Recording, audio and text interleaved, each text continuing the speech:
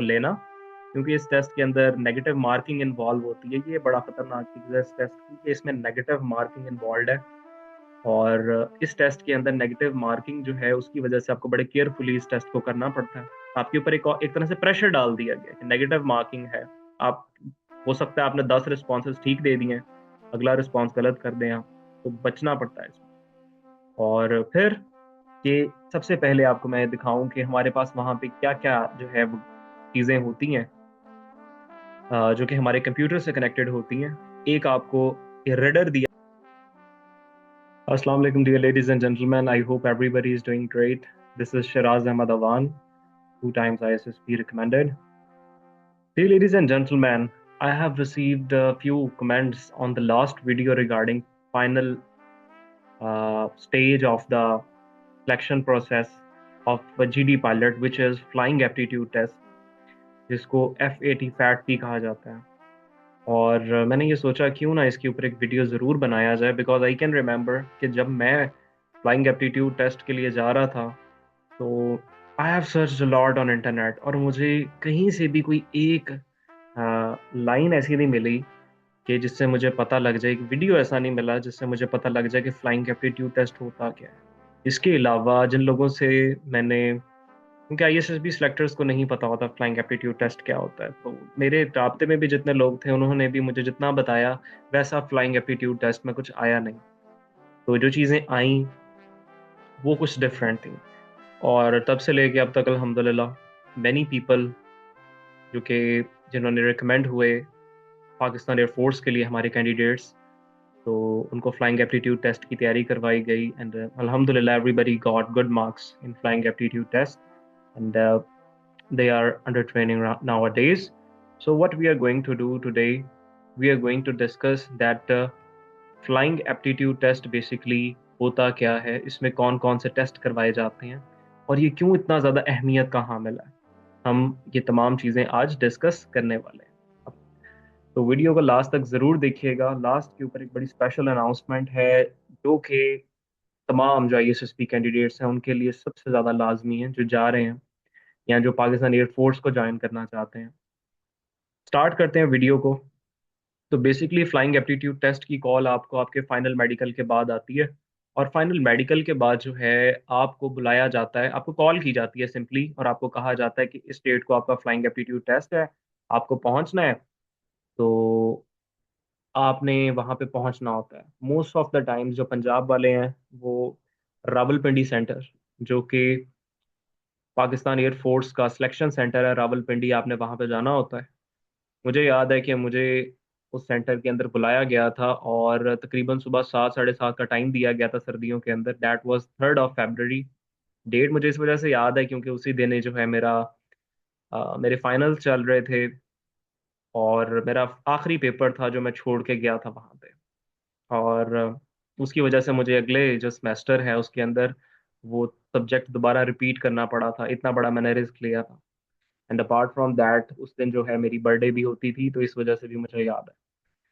तो the thing here is के आपको पहुंचना होता है वहां पे सुबह सुबह। मैं पहुंच तो गया था टाइम पे, बट उन्होंने तकरीबन 8 साढ़े 8 तक जो है दरवाज़ा खोला था और तमाम कैंडिडेट्स को अंदर एंटर फिर किया गया था। तो फर्स्ट थिंग हेयर इज कि आपको वहां पे टाइम से पहुंचना है, लेट नहीं होना है। और अगर आप लेट हो जाते हैं तो मसला बन सकता है, क्योंकि सबसे पहली चीज़ है वहां पे अटेंडेंस होती है, और वहाँ पे आपका शनाख्ती कार्ड चेक किया जाता है, आपकी अटेंडेंस होती है, और आपको एक अटेंडेंस शीट दी जाती है जिसपे तमाम कैंडिडेट्स के नाम मेंशन्ड होते हैं और आप उस पर अटेंडेंस लगाते हैं। तो विदाउट वेस्टिंग एनी टाइम चलते हैं टेस्ट की तरफ। टेस्ट किस तरह कंडक्ट किए जाते हैं, बेसिकली ये कुछ कैटेगरीज हैं जिनसे रिलेटेड टेस्ट आपसे करवाए जाते हैं, और आप इन टेस्ट को देते हैं वहाँ पे, और इस बेस के ऊपर बेसिकली जो है वो आपको जज किया जाता है। अब जिस तरह कि आप देख सकते हैं कि ये जो पहला टेस्ट है, hand and eye coordination test होता है। दूसरा फिर hand eye and foot coordination test होता है। तीसरा मीटर रीडिंग टेस्ट है। चौथा मीटर आइडेंटिफिकेशन टेस्ट होता है। फिर डिजिट्स रिकॉलिंग टेस्ट होता है, जो आपकी बेसिकली मेमोरी को टच किया जा रहा होता है उसके अंदर। And after that vigilance test होता है। विजिलेंस टेस्ट जो है ये बड़ा अहमियत का हामिल है। इसको हम लास्ट पे डिस्कस करेंगे। तो चलते हैं पहले टेस्ट की तरफ, that is hand and eye coordination test. और ये जो टेस्ट है ये काफ़ी अहमियत का हामिल है, क्योंकि इसमें आपकी आंखों की और हाथों की आपस में कैसी कोऑर्डिनेशन है उसको जज किया जा रहा होता है। माइंड में आपने ये चीज़ रखनी है, they are looking for a person who is suitable to be a pilot, GD pilot in Pakistan Air Force. Because pilot की जो है एक एक मिनी सेकेंड्स उनके लिए बहुत ज़्यादा अहम होता है, और उस छोटे छोटे जो टाइम के अंदर जो है आपने ऐसे ऐसे डिसीजंस लेने होते हैं that could save the honour of your country and you can become the pride of your country. ऐसे ही नहीं, एम एम आलम ने जो है इतने थोड़े वक्त के अंदर 5 प्यारे गिरा दिए थे। तो चलते हैं नेक्स्ट स्लाइड की तरफ। सो here यू कैन सी कि सबसे पहले आपको मैं दिखाऊं कि हमारे पास वहां पे क्या क्या जो है वो चीजें होती हैं, जो कि हमारे कंप्यूटर से कनेक्टेड होती हैं। एक आपको रडर दिया जाता है, जैसे कि आप यहाँ पे देख सकते हैं कि एक रडर यहाँ पे मौजूद है, जिसकी मदद से जो है वो आप आ, अपनी जो फीट मूव पाँव जो है इस रडर के ऊपर आप रख देते हैं। लेफ्ट वाले को आप आगे करते हैं तो आपका जो जो साइन है आगे चल के, जिसके बारे में मैं आपको बताऊंगा, वो लेफ्ट साइड के ऊपर जाना शुरू कर देता है। राइट को आगे पुश करते हैं तो वो राइट साइड पे जाना शुरू कर देता है। It is just like a airplane जिसको आप कंट्रोल कर रहे होते हैं। फिर उसके बाद एक आपके पास जॉयस्टिक होती है, बड़ी सादा सी। जॉयस्टिक बेसिकली आपकी आपके जो कर्सर है उसको अप डाउन करने के लिए होती है। इसको अगर आप पीछे की तरफ खींचते हैं तो वो कर्सर ऊपर की तरफ जाता है, और अगर आप इसको आगे की तरफ करते हैं तो वो नीचे की तरफ जाता है। ये आपको थोड़ा शुरू में समझने के अंदर टाइमिंग दरकार होती है, इसके साथ अपने आप को जो है एडजस्ट करने में थोड़ा सा टाइम लगता है, लेकिन आपने एडजस्ट करने की कोशिश करनी है मेरी इन बातों को माइंड में रखते हुए। फिर आपको एक कीबोर्ड दिया जाता है, इसका भी मैं यूज़ आपको बताऊंगा कि किस किस टेस्ट के अंदर होता है। और एक हेडफोन भी आपको दे दिया जाता है, इसका भी बीच में कहीं ना कहीं टेस्ट होता है। तो अगले की तरफ चलते हैं। यहाँ पे hand and eye coordination test, this is the first test.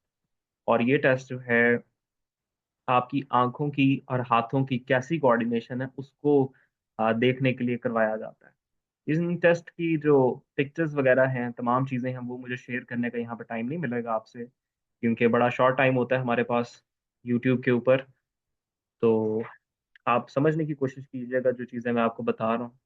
इस टेस्ट के अंदर आपको एक वाइट डॉट जो है वो बेस ऑफ सिस्टम, यानी कि सिस्टम के बिल्कुल नीचे वाली साइड पे दिया जाता है, और ऊपर से रेड डॉट्स आ रहे होते हैं। आपको जो है रेड डॉट्स को कैच करना होता है, it is just like a game. और आपकी जो जॉयस्टिक है that helps you in it, और आप जो है उसकी मदद से ये टेस्ट कर रहे होते हैं। और आपको कहा जाता है हेडसेट पहन लें, उस पे आपको पॉइंट्स की आवाज़ें आ रही होती हैं, जिससे आपको पता लग जाता है कि ये पॉइंट मुझे मिल गया है, मैं इन दोनों का इंटरफेस करने में कामयाब हो गया हूँ। और ये तकरीबन 3 दफ़ा ये टेस्ट करवा लिया जाता है आपसे। फिर टेस्ट आ जाता है hand eye and foot coordination test. इसमें बेसिकली बड़ा ये क्या लेंगे, एक और लेवल अप का टेस्ट है।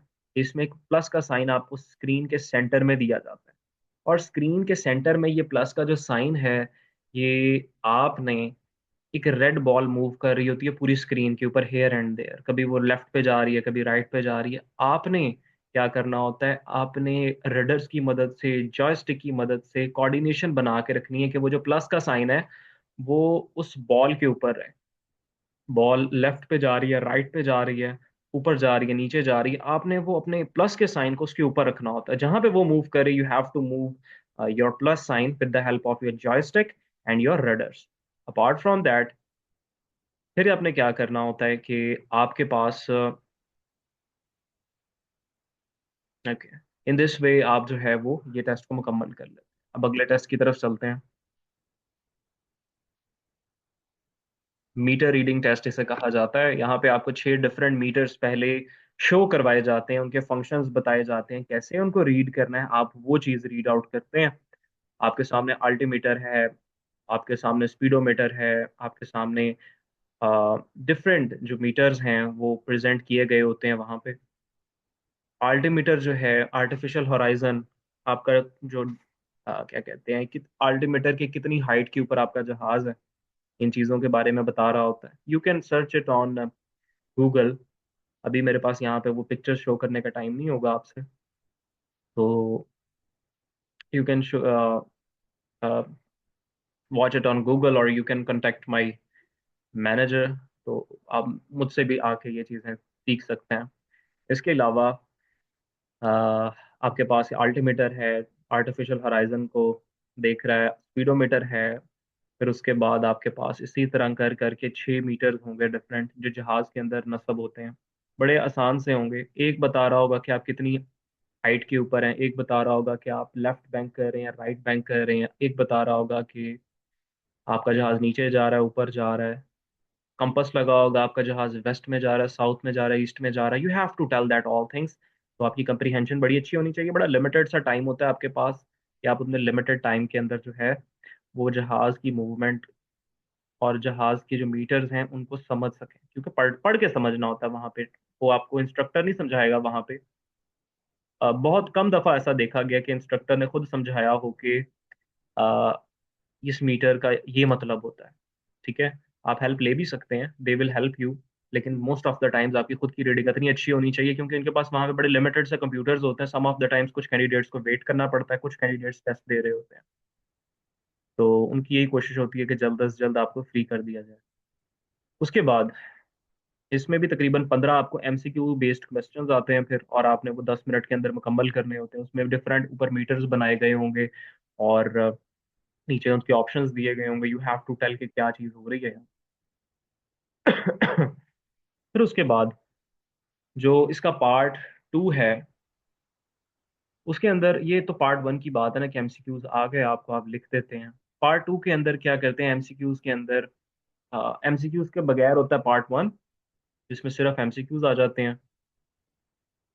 और पार्ट 2 के अंदर आपकी पिक्चर्स भी सामने शामिल हो जाती हैं। तो एक तरह से लेवल अप हो जाता है इस टेस्ट का। तो दो तरह से ये टेस्ट करवाया जाता है आपसे। फिर उसके बाद पिक्चर आइडेंटिफिकेशन टेस्ट। इस टेस्ट के अंदर आपको 2 मीटर्स दिए जाते हैं, dive and climb and compass. ये दो चीजें पता लग रही होती हैं उससे कि डाइव कर रहा है जहाज, क्लाइंब कर रहा है, और कंपास लेफ्ट जा रहा है, ईस्ट वेस्ट नॉर्थ साउथ किस डायरेक्शन में जा रहा है। और इस टेस्ट के अंदर you are suppose to identify the position of air jet. आपके पास जितने भी एयर जेट्स वहां पे मौजूद होते हैं, आपने पोजीशन बतानी होती है, उसकी पोजीशन क्या है। और 5 ऑप्शंस दिए जाते हैं, और उनमें से आपने कोई एक चूज को उनमें से करना होता है। पहले क्या था, जो पिछला टेस्ट है उसी से कनेक्टेड थोड़ा बहुत ये टेस्ट होता है। फिर आ जाते हैं डिजिट्स रिकॉलिंग टेस्ट। ये बड़ा मुझे मजेदार टेस्ट लगता है, और इसमें आपकी मेमोरी को टेस्ट किया जा रहा होता है। बहुत ही ज्यादा चैलेंजिंग सा टेस्ट बन जाता है ये, जब आपकी मेमोरी को टेस्ट किया जा रहा होता है। होता क्या है इसमें, सबसे पहले आपको 2 3 से शुरू की जाएगी। आपके पास एक सर्कल सा आता है, उसके डिफरेंट पार्ट्स हुए होते हैं, जिस तरह एक पिज्जा के पार्ट्स हुए होते हैं, उन पार्ट्स के अंदर डिजिट्स लिखे होते हैं। फॉर एग्जाम्पल पहले आपको 3 शो करवाए गए हैं, उन 3 जो पार्ट्स हैं उसके अंदर 1 3 6 लिखा हुआ था। फिर थोड़ी देर बाद वो गायब हो जाएंगे, और वो स्ट्रक्चर वैसे का वैसा वहां पे होगा। फिर आपने कीबोर्ड में से 1 3 9 लिखना होता है। फिर वो 4 हो जाएंगे पार्ट्स, फिर 5 हो जाएंगे, फिर 10 हो जाएंगे, 15 हो जाएंगे। आपको आपकी मेमोरी बड़ी शार्प होनी चाहिए कि आप तमाम जो पार्ट्स हैं उनका सीक्वेंस माइंड में रख सकें। तो ज़्यादा से ज़्यादा को हमने अच्छे से फिल करना होता है। तो शुरू वाले जो चंद है ना, जिसमें तकरीबन 8 10 तक, वहां तक तो आप क्रिस्टल क्लियर चलना चाहिए, इतनी मेमोरी आपकी होनी ही चाहिए। और उसके बाद वाला जो पार्ट है उसमें गलती कोताही माफ है। तो इस चीज को अपने माइंड में रखना है। फिर विजिलेंस टेस्ट होता है। ये भी बड़ा अजीब सा, बड़ा मजेदार सा टेस्ट है, कलरफुल सा टेस्ट है, और ये आखिरी टेस्ट भी कह सकते हैं। और विजिलेंस टेस्ट जो है, आप कितनी आपकी जो है फ्लेक्सेस कितने तेज हैं आपके, रिफ्लेक्स, आप कितनी जल्दी आपके रिफ्लेक्सेस काम करते हैं, वो देखा जा रहा होता है। बेसिकली इसके अंदर क्या होता है कि आपको 9 रोज और 9 कॉलम्स मिलते हैं, और एक स्टार ब्लिंक करता है, और आपने उस स्टार को जो है खत्म करना होता है। ठीक है, और blinks are, you are required to write number of row and then number of column in empty box. नीचे एम्प्टी बॉक्स होगा, एक स्टार ब्लिंक कर रहा है। फॉर एग्जाम्पल दूसरी रो के तीसरे कॉलम में ब्लिंक कर रहा है, तो आपको पहले 3 और 9 लिखना है, जल्दी जल्दी। और जब वो आप 3 9 लिख लेंगे, वो स्टार वहां से गायब होके किसी और बॉक्स के अंदर ब्लिंक होना शुरू हो जाएगा, फिर दोबारा आपने यही करना होता है। ठीक है। और इसमें एक ट्रिक भी है कि an arrow sign such as which is written over here appears and your priority is this sign, और आपकी वो प्रायोरिटी होती है वो साइन को लेना, क्योंकि इस टेस्ट के अंदर नेगेटिव मार्किंग इन्वॉल्व होती है। ये बड़ा खतरनाक चीज़ है इस टेस्ट की, कि इसमें नेगेटिव मार्किंग इन्वॉल्व है। और इस टेस्ट के अंदर नेगेटिव मार्किंग जो है उसकी वजह से आपको बड़े केयरफुली इस टेस्ट को करना पड़ता है। आपके ऊपर एक तरह से प्रेशर डाल दिया गया है कि नेगेटिव मार्किंग है। आप, हो सकता है आपने 10 रिस्पॉन्सेज ठीक दे दिए हैं, अगला रिस्पॉन्स गलत कर दें आप, तो बचना पड़ता है इसमें। और फिर पहले आपको एरो को डिलीट करना पड़ता है।